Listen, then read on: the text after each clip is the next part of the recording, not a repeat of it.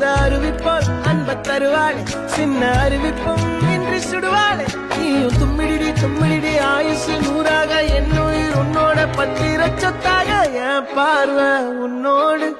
உன் பொம்மை கண்ணோடு பேசாமல் விண்ணோடு நாம் மிதந்து போவோம்